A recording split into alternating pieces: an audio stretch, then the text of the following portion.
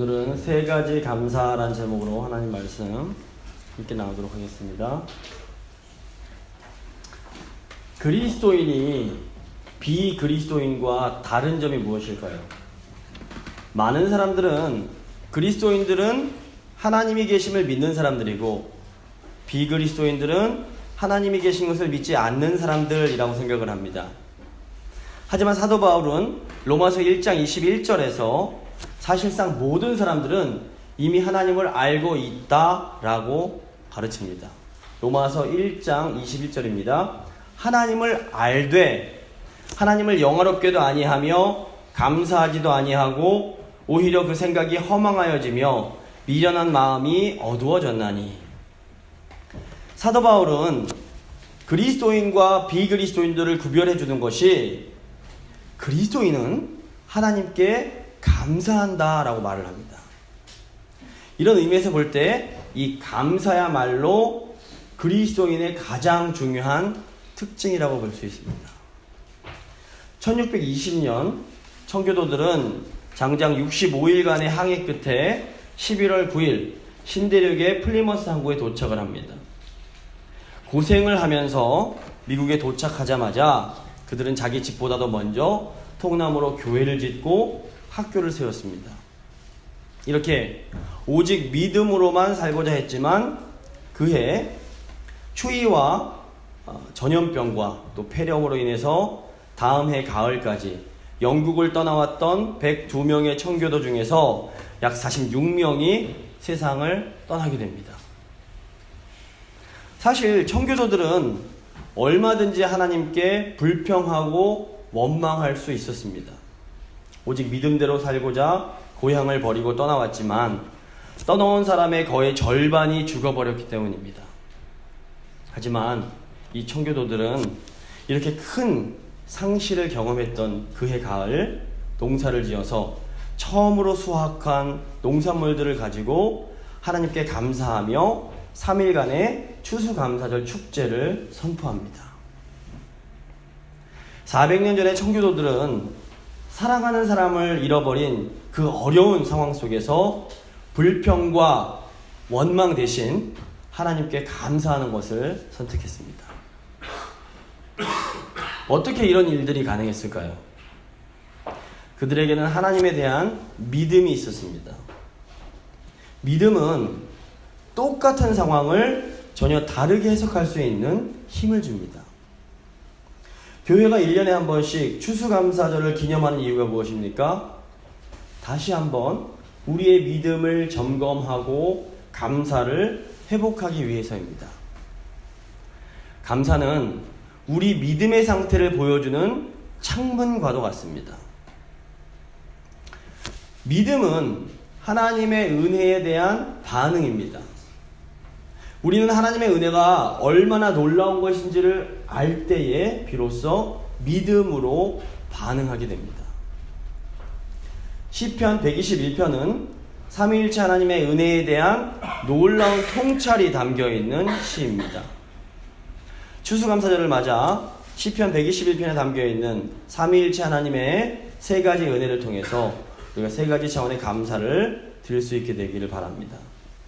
먼저 첫 번째 구원의 은혜, 두 번째 창조의 은혜, 세 번째 보호의 은혜입니다. 첫 번째 구원의 은혜, 두 번째 창조의 은혜, 세 번째 보호의 은혜입니다. 먼저 구원의 은혜입니다. 1절 말씀입니다. 내가 산을 향하여 눈을 들리라. 나의 도움이 어디서 올까? 시인은 나의 도움이 어디서 올까를 질문합니다. 이 질문은 인간이 참으로 도움이 필요한 존재라는 깨달음으로부터 나오게 됩니다. 모든 사람은 누군가의 도움이 필요합니다. 갓 태어난 아기는 누군가 도와주지 않으면 며칠도 생존하지 못합니다. 아이가 성장하여 어른이 되기 위해서도 수많은 도움들이 필요합니다. 또 어른이 되어도 여전히 우리는 많은 사람들의 도움을 받으면서 살아갑니다. 한자로 사람을 뜻하는 이 인이라는 글자는 두 사람이 서로 기대어 있는 그런 모양으로 되어 있습니다. 아무리 똑똑하고 잘난 사람도 누군가의 도움이 없이는 살아갈 수가 없습니다.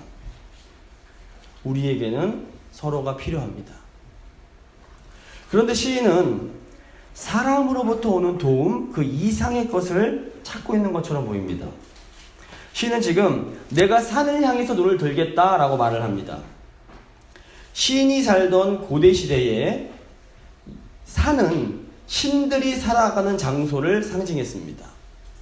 그래서 지금 시인은 하나님이 계신 곳을 바라보면서 도움을 찾고 있는 것입니다. 기독교 신앙은 바로 여기에서 시작됩니다. 기독교 신앙은 무언가 저 위에서 내려오는 도움이 필요함을 자각하는 것에서 시작이 됩니다. 기독교 신앙의 가장 기초적인 고백이 나는 나 스스로를 도울 수 없다는 것을 인정하는 것입니다. 나는 내 구원을 위해서 아무것도 할 수 없다. 이것이 이 고백이 기독교 신앙의 출발점입니다. 내가 나 스스로를 구원할 수 없다라는 이 고백이 이 기독교를 다른 종교들과 완전히 구별되게 만듭니다. 이 세상에 존재하는 대부분의 종교들도 인간에게 무언가 문제가 있음을 인정합니다. 그리고 이 인간의 이 고통에 대한 나름대로의 해답을 제시합니다. 그런데 기독교를 제외한 다른 모든 종교들은 인간의 능력을 긍정합니다. 불교든 이슬람교든 힌두교든 다른 종교들은 인간이 열심히 노력하면 스스로를 고통에서 구원할 수 있다라고 가르칩니다. 하지만 기독교는 처음부터 인간은 스스로를 도울 수 없다라고 선언합니다. 우리가 아무리 애쓰고 노력해도 나는 나를 구원할 수가 없다는 것입니다. 성경은 인간의 상황이 마치 태평양 한가운데에서 배가 난파를 당한 것과 같다라고 설명을 합니다. 이 태평양 한가운데 빠진 상태에서는 내가 아무리 수영을 잘해도 별 소용이 없습니다. 내가 살아나려면 반드시 어떤 배나 헬기가 와서 구원해 주어야만 합니다. 성경은 인간의 영적인 상태가 이와 같다라고 설명합니다. 타락한 인간에게는 도움이 필요하며 저 밖에 누군가가 와서 도와 주어야만 살 수가 있습니다. 2절 말씀입니다. 나의 도움은 천지를 지으신 여호와에게서로다. 시인은 자신에게 필요한 도움이 여호와 하나님으로부터 온다라고 고백합니다. 시인의 이 고백에 기독교 신앙의 핵심이 담겨 있습니다. 우리에게 참된 도움을 주실 수 있는 분은 오직 여호와 하나님 한 분밖에 없습니다. 오직 하나님만이 우리를 구원해 주실 수 있습니다. 저 위에 계신 하나님만이 우리에게 참된 도움을 주실 수 있습니다. 요한복음은 하나님이 우리에게 주신 참 도움이 예수 그리스도라고 선언합니다. 예수 그리스도는 우리를 구원하시기 위해 저 높은 곳에서 이 땅으로 오신 구원자이십니다. 나의 도움은 천지를 지으신 여호와에게서로다라는 이 시인의 고백 속에는 여호와 하나님이 보내주시기로 약속하신 메시아, 즉 그리스도에 대한 믿음이 담겨 있습니다. 우리는 위에서 오는 도움이 반드시 필요합니다. 예수 그리스도는 위로부터 우리에게 오신 참 도움이 되십니다. 우리는 이 믿음으로 이 참된 도움을 받을 수가 있습니다. 하나님이신 예수님이 인간의 세계에 오셨다는 사실은 사실 참으로 놀라운 신비입니다. 복음은 이 위대한 하나님의 비밀에 대한 복된 소식입니다. 우리가 믿음으로 예수 그리스도가 우리의 구원자가 되신다는 이 신비를 받아들일 때 우리 삶 가운데는 놀라운 회복이 일어납니다. 하나님께서 예수 그리스도라는 참 도움을 우리에게 보내주심으로 우리를 구원해 주셨습니다. 이 구원의 은혜가 오늘 우리가 감사해야 할 첫 번째 이유입니다. 두 번째, 창조의 은혜입니다. 우리가 기억해야 할 두 번째 은혜는 바로 창조의 은혜입니다. 2절입니다. 나의 도움은 천지를 지으신 여호와에게서로다. 시인은 인간에게 참된 도움을 주시는 하나님이 천지를 지으신 분이라고 고백합니다.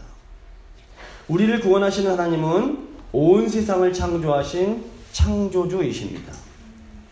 현대 과학은 구약의 시인이 살았던 시대와는 비교할 수 없이 발전했습니다. 지금은 사람들이 우주를 탐사하고 인간 유전자를 조작하는 시대입니다. 하지만 이런 과학적 발견들은 하나님이 온 세상을 창조하신 창조주라는 사실에는 조금도 영향을 주지 못합니다. 최근 리처드 도킨스 같은 무신론 과학자들은 과학이 발전해서 하나님이 존재하지 않는 것이 밝혀졌다라는 담대한 주장을 하곤 합니다. 하지만 이런 주장은 사실 과학자들로부터도 비난을 받곤 합니다. 과학이란 본래 세상이 어떻게 돌아가는지를 설명할 수 있을 뿐 세상이 왜 만들어졌는지는 설명할 수 없기 때문입니다. 과학이 아무리 발전하고 많은 것을 발견한다고 해도 과학은 여전히 우주가 왜 만들어졌는지, 인간의 삶의 목적이 무엇인지 등에 대해서는 아무것도 우리에게 알려주지 못합니다.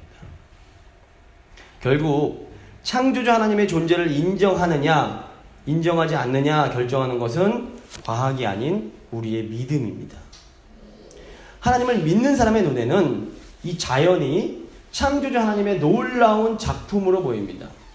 하지만 하나님을 믿지 않는 사람의 눈에는 같은 자연이라도 단지 물질과 에너지에 불과할 뿐입니다.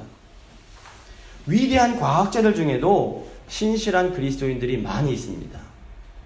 과학자들 중에 무신론자가 있는 것은 사실 과학 때문이 아니라 믿음 때문입니다.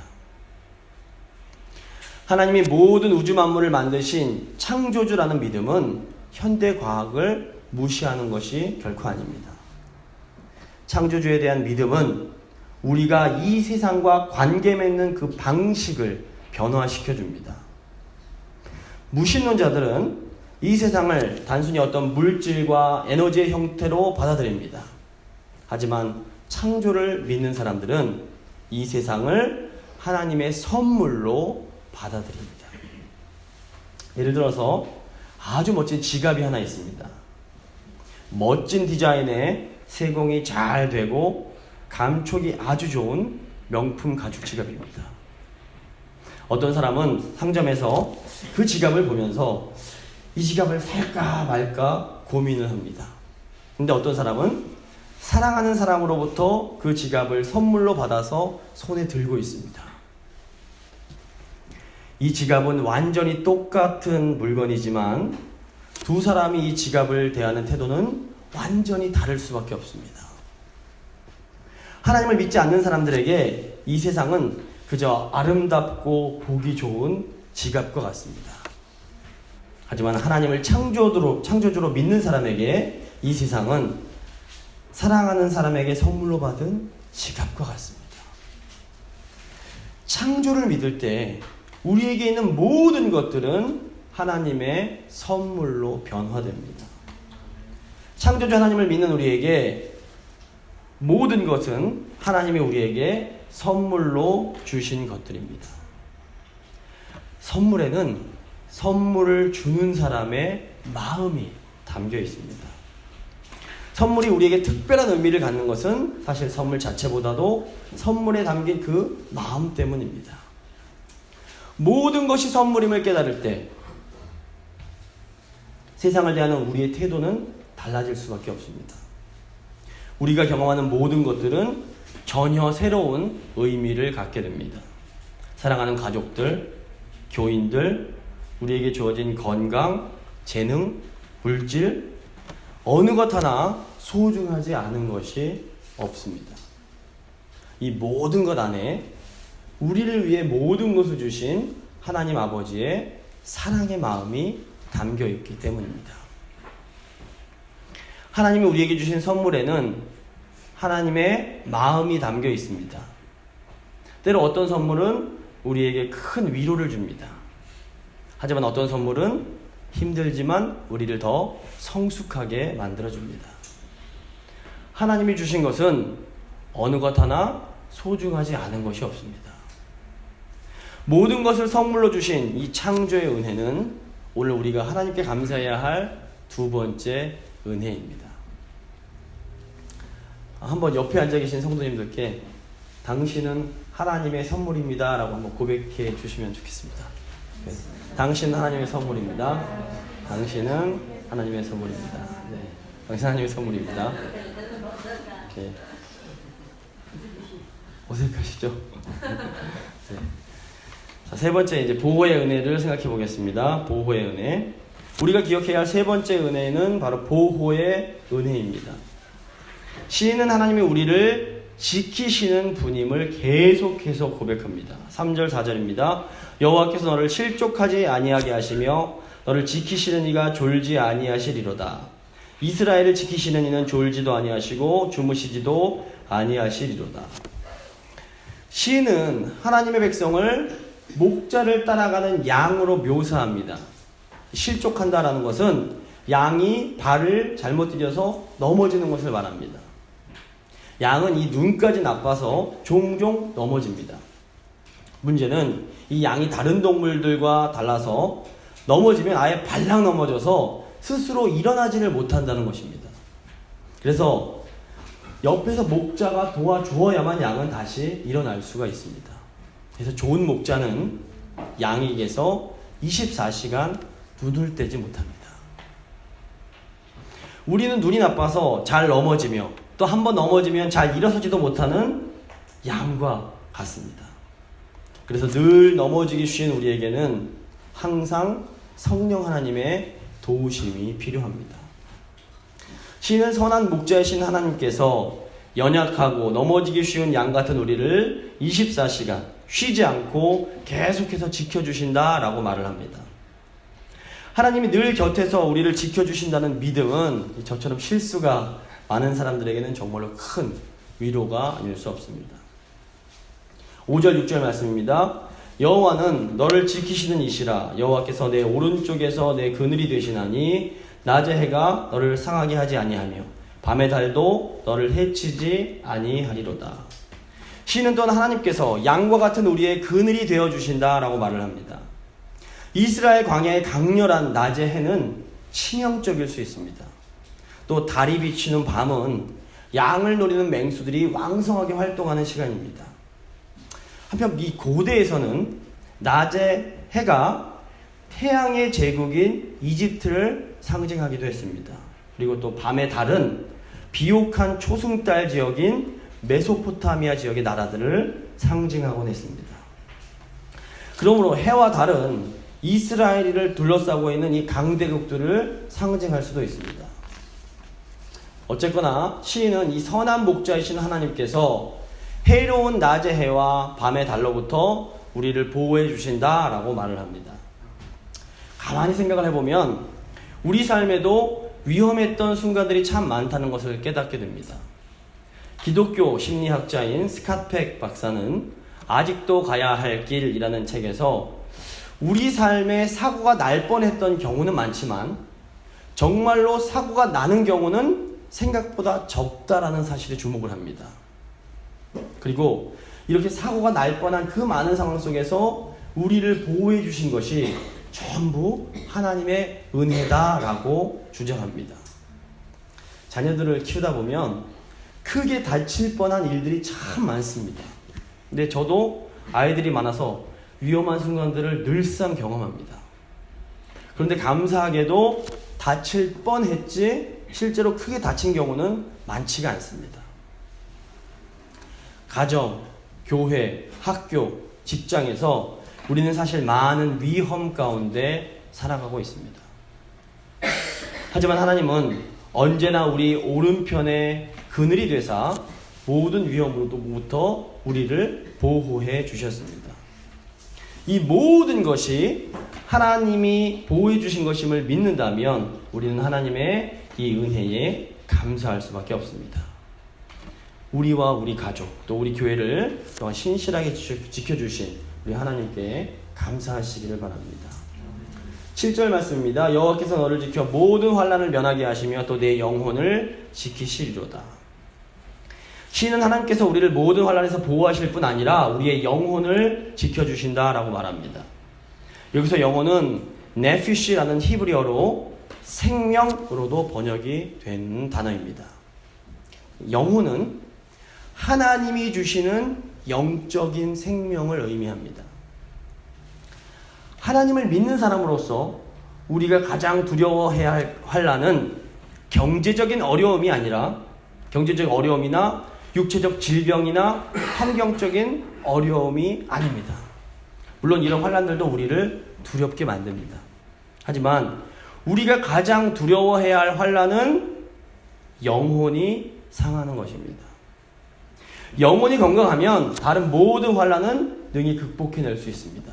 하지만 영혼이 상해버리면 이 모든 것을 이겨낼 수가 없습니다.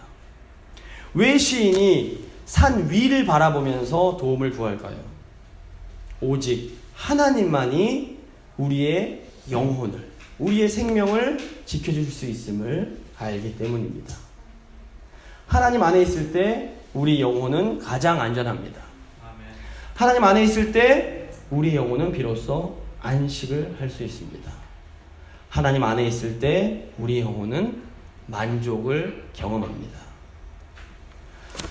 8절 말씀입니다. 여호와께서 너희 출입을 지금부터 영원까지 지키시리로다.